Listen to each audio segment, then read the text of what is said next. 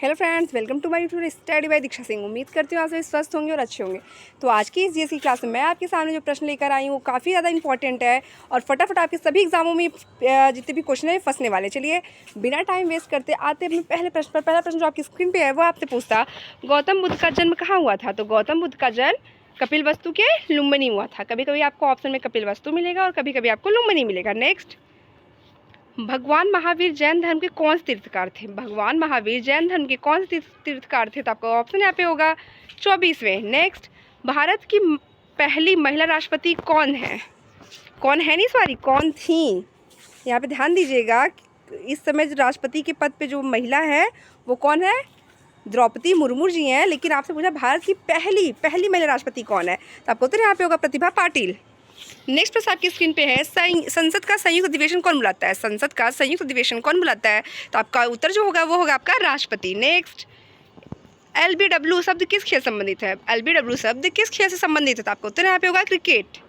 Next प्रश्न आपकी screen पे जो है वह आपसे पूछता है, वायुमंडल की कौन सी परत हमें सूर्य से आने वाली अल्ट्रावायलेट किरणों से बचाती है? तो आपका ऑप्शन यहाँ पे सही होगा, वह है आपका ओजोन लेयर। और ये आपकी कहाँ पे पाया जाता है? समताप मंडल में। ओजोन लेयर ये आपकी कहाँ पाया जाता है? समताप मंडल में। उसके पहले मैं आप सभी से रिक्वेस्ट करना चाहती हूँ, प्लीज़ अगर आप मेरे चैनल पर नए हो तो मेरे वीडियो को लाइक और मेरे चैनल को सब्सक्राइब करना बिल्कुल भी ना भूलें। आइए फटाफट आते हैं नेक्स्ट प्रश्न पर। नेक्स्ट प्रश्न आपसे पूछता है, ख्वाजा मोइनुद्दीन चिश्ती का दरगाह कहाँ है? तो आपका उत्तर यहाँ पे होगा अजमेर। नेक्स्ट आपसे पूछता है, सम्राट अशोक ने किस युद्ध के बाद बौद्ध धर्म ग्रहण कर लिया था? तो सम्राट अशोक ने कलिंग के युद्ध के बाद बौद्ध धर्म को अपना लिया था। नेक्स्ट प्रश्न आपसे पूछता है, हीराकुंड बांध किस नदी पर बनाया गया है? तो हीराकुंड बांध की अगर बात करें तो ये आपके महानदी पर बनाया गया है। नेक्स्ट प्रश्न आपकी स्क्रीन पर जो है वह आपसे पूछता है, ऋग्वेद के 10वें मंडल में किसका उल्लेख पहली बार मिलता है? ऋग्वेद के 10वें मंडल में किसका उल्लेख पहली बार मिलता है? तो आपका उत्तर यहाँ पे होगा शूद्र। आपका उत्तर यहाँ पे होगा शूद्र। नेक्स्ट, जैन परंपरा के अनुसार जैन धर्म में कुल कितने तीर्थकार हुए? तो आपको उत्तर यहाँ पे होगा 24 तीर्थकार। तो जैन धर्म के संस्थापक कौन थे? ऋषभदेव। और टोटल कितने इसमें थे? 24। तो आप सभी से मैं कहना चाहूँगी, प्लीज़ मेरे चैनल को सब्सक्राइब करना बिल्कुल भी ना भूलें, ताकि ऐसे ही जीके की काफ़ी फैक्ट और इंपॉर्टेंट प्रश्न आपको देखने को मिलते रहें। चलिए आते हैं नेक्स्ट पे, वर्मी कंपोस्टिंग किसे कहते हैं? वर्मी कंपोस्टिंग किसे कहते हैं? तो आपको उत्तर यहाँ पे होगा कृमि, जिसे आप फीता नाम से भी जानते हैं, कृमि। नेक्स्ट, बाबा रामचंद्र ने कहाँ पर किसानों को संगठित किया? बाबा रामचंद्र ने कहाँ पर किसानों को संगठित किया? तो आपका उत्तर यहाँ पे होगा अवध में। नेक्स्ट प्रश्न आपके स्क्रीन पे जो दिखाई देता है वह आपसे पूछता, राष्ट्रीय वायुश्री योजना का शुभारंभ कब किया गया? तो राष्ट्रीय वायुश्री योजना का शुभारंभ कब किया गया है? तो 1 अप्रैल 2017। नेक्स्ट प्रश्न आपकी स्क्रीन पे जो है वह आपसे पूछता है, निम्न इतिहासकारों में किसने अकबर को इस्लाम धर्म का शत्रु कहा?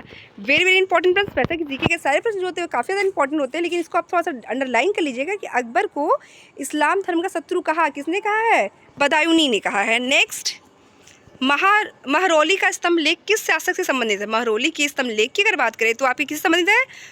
चंद्रगुप्त द्वितीय से, जिसको आप विक्रमादित्य के नाम से भी जानते हैं। चंद्रगुप्त द्वितीय को विक्रमादित्य के नाम से भी जाना जाता है। नेक्स्ट, गुप्तकालीन सोने की मुद्रा को क्या कहा जाता था? गुप्तकालीन सोने की मुद्रा की अगर बात करें तो वो दिनार कहा जाता था।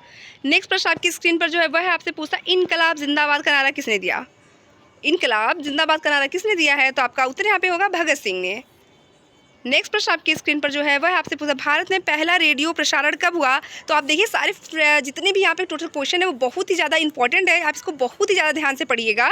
चलिए आते हैं नेक्स्ट प्रश्न पर, भारत में पहला रेडियो प्रसारण कब हुआ था? तो आपका उत्तर यहाँ पे होगा 1923 में। 1923 में। नेक्स्ट प्रश्न, INC का पहला मुस्लिम निदेशक कौन था? INC मतलब कांग्रेस का जो स्थापना हुआ था, जिसे कांग्रेस पार्टी की स्थापना कब हुई थी? तो 1885 में हुई थी। कहाँ हुई थी? मुंबई में हुई थी। तो उसका जो वो था पहला मुस्लिम निदेशक कौन था? तो आपको उत्तर यहाँ पे होगा बदरुद्दीन तैबाजी। नेक्स्ट, UNO में कितने सदस्य हैं? UNO में कुल कितने सदस्य हैं? तो आपका यहाँ उत्तर क्या होगा? 194। यूनाइटेड नेशन ऑर्गेनाइजेशन में कितने सदस्य हैं? 194। नेक्स्ट, भूकंप तरंगों को एक यंत्र द्वारा रिकॉर्ड किया जा सकता है, उसका नाम क्या है? उसका नाम है आपका सिस्मोग्राफ। नेक्स्ट आपसे पूछता है, मैकमोहन रेखा दोनों तरफ कौन सा देश है? मैकमोहन रेखा जो है किन दो देशों के बीच का ये सीमा है? तो आपको उत्तर यहाँ होगा भारत और चीन। अगर आपसे पूछता है कि रेड क्लिफ तो रेड क्लिफ किसके, भारत और अफगानिस्तान के बीच में भी होगा और भारत और पाकिस्तान के भी बीच होगा। नेक्स्ट आपसे पूछता है किस महासागर में धाराओं की दिशा में वर्ष में 2 बार परिवर्तन होता है। तो काफ़ी ज़्यादा इंपॉर्टेंट प्रश्न है, इसको फटाफट आप लोग देख लीजिएगा कि किस महासागर में महासागरीय धाराओं की दिशा में वर्ष में कितनी बार 2 बार परिवर्तन होता है। तो कौन सा है वो, हिंद महासागर में। नेक्स्ट प्रश्न आपकी स्क्रीन पर है, वो आपसे पूछता है बुध ग्रह सूर्य की एक बार परिक्रमा करने में पृथ्वी के कितने दिनों में लगते हैं।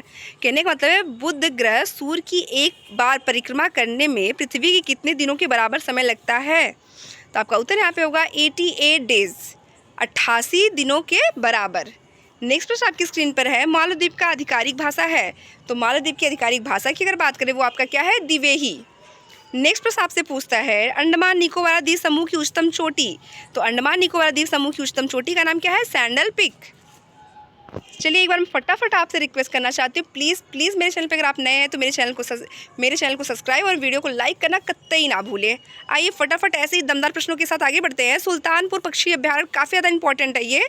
सुल्तानपुर पक्षी अभ्यारण्य की अगर बात करें तो आपके हरियाणा में है। नेक्स्ट प्रश्न आपकी स्क्रीन पर है, विश्व का दूसरा सबसे बड़ा द्वीप कौन सा है। तो विश्व के दूसरे सबसे बड़े द्वीप की अगर बात करें तो आपका कौन सा है, न्यूगिनी द्वीप। नेक्स्ट, एशिया महाद्वीप की सबसे लंबी नदी कौन सी है।